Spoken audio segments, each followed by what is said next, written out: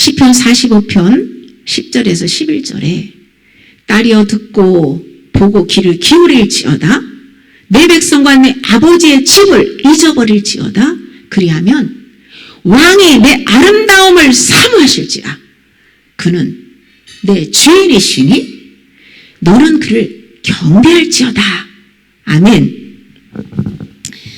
예수님의 아름다운 신부가 되기 위해서는 타락한 옛사람의 혼적 생명을 십자가에 처형시키고 새로운 피조물로 거듭나야 합니다. 선악과로 묶여진 자의 모든 것을 끊고 주님의 생명과 연결되어야만 주님의 아름다운 신부가 되어서 주님만을 경배할 수가 있습니다. 창세기 12장 1절에 여호와께서 아브라함에게 이르시되 너는 너의 고향과 친척과 아버지의 집을 떠나 내가 내게 보여줄 땅으로 가라고 말씀하셨어요. 내 고향과 친척과 아버지의 집을 떠나서 내게 보여줄 땅으로 가라는 것이 무엇일까요? 자기가 육적으로 사랑하는 것들, 나쁜 습관들, 아담의 생명으로부터 물려받은 모든 죄에서 떠나라는 거예요. 사단의 성품이 자아로부터 떠나서 아버지 품 안으로 들어가야만 예수님의 성품, 인격으로 살 수가 있다는 것이죠. 안전하게 나를 지켜주는 내가 신뢰하고 의뢰하고 의지하고 붙잡고 있는 세상의 모든 것에서 그런 것에서부터 내려놓고 예수 그리스도의 믿음으로 살라는 거예요. 예수 그리스도의 믿음, 아들의 믿음으로 살라는 것입니다. 예수 그리스도를 믿고 교회 안으로 들어왔다면 그 다음부터 자의 소유를 다 내려놓고 지성소 안으로 들어가서 주님과 친밀한 사랑의 교제를 나눠라고 말씀하는 거예요. 그렇게 하기 전까지는 예수님과 온전한 연합 어렵습니다. 부자 청년이 예수님께 찾아왔어요. 선생님, 내가 어떻게 어떤 선한 일을 해야만 영생을 얻을 수 있습니까? 라고 물어요. 그때 왜 나에게 선한 일을 묻느냐? 선한 분은 하나님 한 분밖에 없다. 그러니까 선한 분은 하나님밖에 없는 거예요. 하나님 외에는 다 악이에요. 그러면서 계명들을 지켜라. 살인하지 말라, 간음하지 말라, 도적질하지 말라, 거짓 증거하지 말라, 내 부모를 공경해라, 내 이웃을 내 몸같이 사랑해라. 제가 이거 어려서부터 다 지켰는데요. 그러니까 한 가지 부족한 게 있다. 내가 온전하고자 하면 가서 네가 가진 소유 재산 다 팔아서 가난한 자들에게 주어라. 그럼 하늘에서 보화가 있을 것이다. 그리고 와서 나를 따르라고 하잖아요. 그때 너무 이 부자 청년이 재물이 많아가지고 재산이 많아서 심히 근심하며 주님의 말씀을 따르지 못하고 왔던 길로 다시 되돌아갑니다. 그때 예수님이 말씀하시는 거예요. 부자가 하나님 나라로 들어가는 것이 차라리 낙타가 바늘구멍으로 들어가는 것이 쉽다는 거예요. 내 성전 옆에 있는 작은 구멍이 있어요. 낙타 들어가기가 힘들어요. 막 상처를 내면서 간신히 집어넣어야 돼요. 소유하는 거 하나도 가지고 갈 수가 없어요.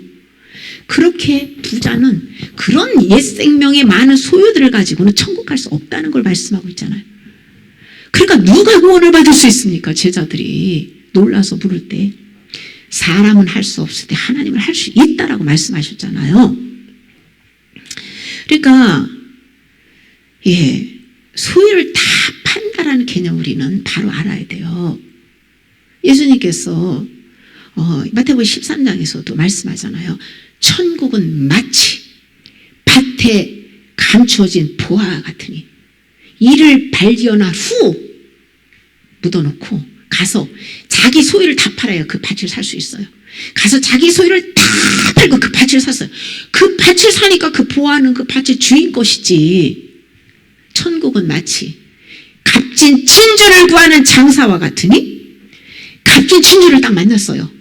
그리고 돌아가서 자기 소유를 다 팔아서 그 진주를 샀다라고 말씀하고 있어요. 그러니까 천국을 가려면 자기의 아담의 생명 예수 소유를 다 팔아야만 예수님의 생명과 연합이 돼서 하나님 나라 갈 수 있다는 것을 다양하게 하나님께서 교훈을 해주고 있습니다. 소유를 파는 것은 매 순간 나를 포기하고 주인의 자리를 주님께 내어드리는 것이에요. 우리의 모든 것은 주님의 소유입니다. 그런데 우리가 내 것이라고 도둑질하고 살고 도둑질하고 있는 거예요. 내 것이라고 하는 것은 다 도둑입니다. 내 것이라고 하는 것 다시 하나님께 돌려드려야 됩니다. 그게 소유 파는 거예요. 그리고 하나님이 주신 것을 하나님의 뜻대로 관리하고 사용하는 청지기로 살아야 돼요. 나의 모든 소유권을 하나님께 드리고 나면 자기에 대한 관심과 느낌이 사라지고 자의심에서 해방될 수 있습니다. 예수님께서 장로들과 대제사장들과 이 서기관들에게 많은 고난을 받고 예수님이 죽임당하고 3일 만에 살아날 것을 제자들에게 이제는 그 얘기를 했어요. 그때 베드로가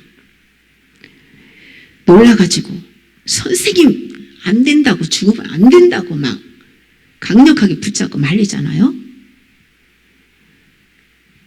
그때 사단아 내 뒤로 물러가라. 너는 나를 넘어지게 하는 자로다. 네가 하나님 일을 생각하지 아니하고 사람의 일을 생각하는도다 라고 책망하셨어요. 베드로가 십자가 예수님을 죽지 못하게 말리는 건 사단의 생각과 똑같은 것이고요. 그리고 인간적인 애정과 자기가 선생님을 쫓아담으로 해서 받아야 할 보상들이 다 버리고 쫓아갔는데 예수님 죽으면 어떻게 되냔 말이에요. 절대 안 됩니다. 그러니까 십자가에 죽고 부활을 해야만 그냥 아주 거듭나고 천국에 가며 그냥 모든 하나님의 좋은 걸 다 받아 누릴 수 있는 그 많은 것들의 진리를 깨닫지를 아직 못했던 것이죠. 이와 같이 사단은 우리가 십자가 지고 살지 못하도록 지금도 강각하지로 아주 방해하고 막습니다. 옛 생명이 십자가에 죽어지면 마귀는 쫓겨나고 주님과 연합이 될 수 있는데요. 생명을 얻는 좁은 길을 가지 못하도록 다 가로막고 십자가 지지 못하도록 막고 있어요. 애정과 욕망을 즐기며 살라고 얼마나 살기 좋은 세상이냐. 부와 명예와 건강과 평안함을 누리며 잘 먹고 잘 살아. 그래야 안 믿는 사람들에게 하나님 믿음이 이렇게 복받는다고 하나님의 영광을 드러낼 수 있지 않겠냐고 그렇게 비진리로 사단이 미혹을 하죠. 주님이 내 대신 십자가에 죽으셨기 때문에 나는 더 이상 회개할 필요가 없어 라고 거짓 복음을 전하죠. 땅의 복, 자를 만족을 추구하고 세상 가치관으로 살도록 마귀는 끝도 없이 유혹을 합니다. 거기에 쏘면 안 돼요. 이 구원의 길은 정로는 정해져 있어요. 반드시 천국을 가려면 좁은 길밖에 없어요. 그 길이 생명을 얻는 길이에요. 다른 길 없어요. 아직 믿음이 어린 사람은 아직 못 들어가고 있는 거예요. 근데 반드시 들어가야만 돼요. 소유, 내 것이라고 하는 거, 하나님의 것을 내 것이라고 하는 것들 전부 옛 생명 다 버려야 됩니다. 그래야 온전한 주님과 연합을 이루고 구원을 받을 수가 있는 것이에요. 예수님께서 제자들에게 누구든지 나를 따라오려거든 자기를 부인하고 자기 십자가를 지고 나를 쫓을 것이니라고 말씀하잖아요. 우리는 주님의 제자예요. 그러므로 나는 없고 오직 예수님으로만 살아야 되는 거예요. 자기를 부인한다는 것은 혼적 생명을 죽이는 것입니다. 혼적 생명. 옛 생명을 날마다 죽이는 것이 자기 부인이에요. 나를 사랑하고 하나님의 말씀과 대립되는 모든 것들을 매 순간순간 내려놔야 되는 것입니다. 인간은 마귀의 유혹을 받고 선악과를 따먹고 타락하면서부터 하나님과 분리돼서 자기만을 사랑하며 독자적인 삶을 살게 되었습니다. 전부 다 자기가 왕이에요. 다 자기가 주인이에요. 선악과를 먹으면 하나님으로부터 독립되고 스스로 왕이 돼서 자기가 원하는 대로 행하며 살기를 원합니다. 자기 마음대로 살지 않으면 불편하고 괴롭고 고통스러운 거예요. 그러나 자기를 사랑하면 하나님을 사랑할 수 없어요. 하나님을 사랑하기 위해서는 반드시 자기를 버려야 돼요. 신랑 되신 예수님을 사랑하기 위해서 반드시 우리는 자기를 버리는 회개를 해야 합니다. 자기를 버리기 위해서는 일단 마음을 낮춰야 돼요. 주님을 주인으로 모시기 위해서 자의 소유를 버리는 회개를 해야 되는데요. 나라는 소유를 내려놓은 만큼 겸손의 은혜가 부어집니다. 그때 주께서 우리를 불쌍히 여기시고 영을 소생시켜 주시고 하나님의 지혜로 살 수 있는 은혜도 부어주시지요. 성령의 통치 아래서 부활 생명으로 우리가 살기 위해서는 철저히 자기를 버리는 겸손이 있어야 돼요. 겸손은요, 버린 만큼 주어지는 거예요. 그러면 안 버렸다가 하면은 겉으로 아무리 겸손한 그런 행위를 한다고 해도 하나님 앞에서는 교만한 자예요. 하나님은 겸손한 자에게 믿음을 주시고 믿음으로 세상을 이기잖아요. 믿음, 겸손한 만큼 하나님이 또 은혜를 주시기 때문에 믿음을 주시는 거예요. 선물이죠, 믿음도. 순종할 수 있는 능력과 지혜를 주시고 함께 하세요. 임재하십니다.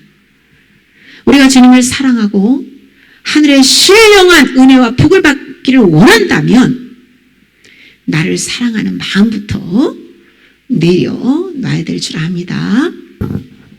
말씀 소리로 회개할 때에 영의 세계에서는요, 실제적인 일들이 일어납니다. 마귀의 공격도 있지만은 믿음으로 말씀을 선포할 때에 통해하는 은혜와 생각의 변화 그리고 회개의 열매들을 경험시켜 주시는데요. 저는 이 선악과와 연결된 내 자아가 완전히 죽고 그리스도의 생명과 완전한 연합에 이를 때까지 저는 포기하지 않고 계속 할 것입니다. 이것은 내 힘으로 노력하는 율법적인 행위가 아니에요. 믿음으로 회개하는 하나님의 방법입니다. 그래서 열매가 좋은 거예요.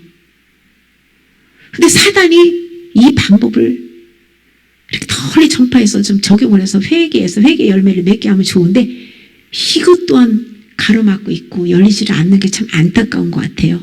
그냥 저는 주님 뜻대로 내려놨고 저는 할 거예요. 여러분들도 같이 끝까지 했으면 좋겠습니다. 내가 죄를 안 지으려고 노력하는 게 아니고요. 그저 믿음으로 말씀을 선포하고 죄를 자백하고 내려놓는 기도만 했을 뿐인데 주님께서 죄사함의 은혜와 변화의 열매를 맺게 해주시는 거예요. 이게 복음이죠. 이것처럼 쉬운 방법이 어디 있습니까? 제가 과거에 율법적으로 내가 행위로 선을 이루고 내가 죄를 안 지려고 노력하면서 그거 열심히 다 해봤거든요. 절망이에요, 절망. 하면 할수록 넘어져요. 하면 할수록 죄에 더 지배받고 예민해집니다. 그렇게 하는 게 아니에요. 근데 우리가 이 고집이 자아가 쉽게 포기를 안 하잖아요. 자기가 해볼 거 다 해보잖아요. 병에 걸려도 세상 방법 다 써보잖아요. 저는 뭐든지 이렇게 자랑하거나 미리 이렇게 앞서 얘기하고 싶진 않아요. 내일 일을 모르기 때문에. 그러나 현재까지는 저는 뭐 물질이 없어서도 병원에 안 가지만 물질이 있어도 없었기 때문에도 안 갔지만 있어도 저는 안 가는 것이 믿음으로 하나님 앞에 회개하면 주님이 다 치유해 주시기 때문이에요. 그리고 영적으로 보고 어둠의 영들이 얼마나 많은 그 질병의 영들이 얼마나 많은 질병을 주고 이 공격을 하는지 몰라요.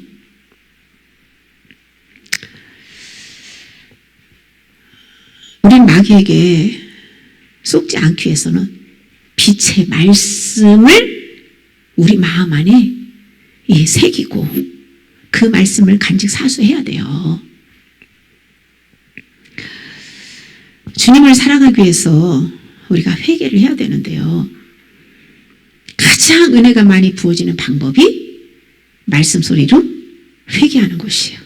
주님의 오실 날이 가까운 이때에 우리가 꾸준히 해야 될 일이 무엇입니까? 회개잖아요.